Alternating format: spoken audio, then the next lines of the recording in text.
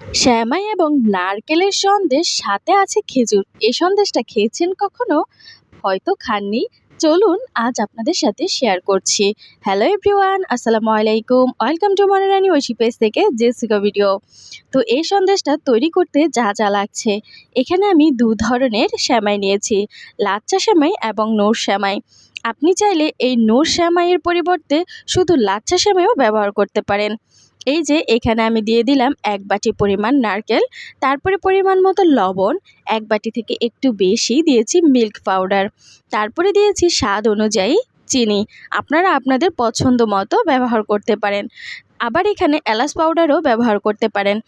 তারপরে আলতো হাতে আমি ভালোভাবে মেখে নেব, একদম ভালোভাবে, যাতে একটা আরেকটার সাথে আষ্টে পিষ্টে লেগে যায়।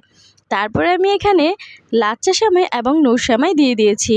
আপনি চাইলে এই সেমাইগুলো একটু ঘিতে হালকা ভেজে নিতে পারেন।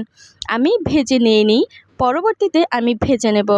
তারপরে এই যে নারকেলের সাথে আমি সেমাইগুলোকে ভালোভাবে মিশিয়ে নিচ্ছি।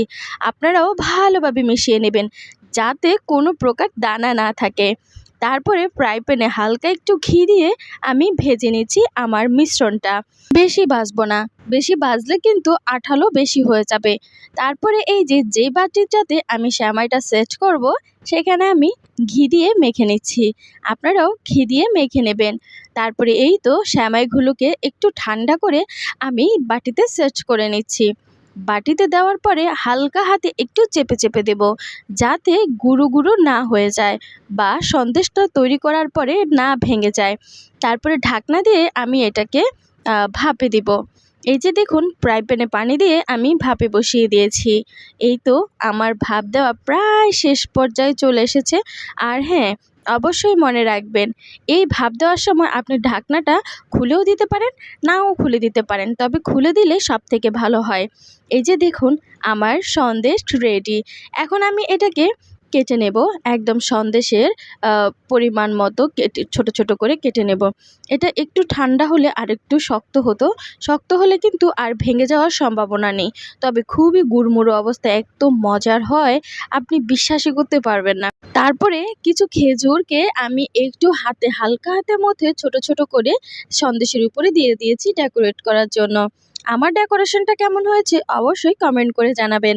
এই যে দেখুন, কতটা জুসি লাগছে না? অনেক মজা হয়েছে কিন্তু, একদম নারকেলের নাড়ুর মতো হয়েছে। তো আপনারাও যদি এখনো ট্রাই না করেন, অবশ্যই বাসায় ট্রাই করবেন। আশা করছি আপনাদেরও ভালো লাগবে। তো আমার ভিডিওটা আপনাদের কাছে কেমন লেগেছে অবশ্যই কমেন্টস বক্সে জানাবেন। আর যদি ভালো লাগে তাহলে লাইক কমেন্ট শেয়ার করে আমার সাথেই থাকবেন। আল্লাহ হাফেজ।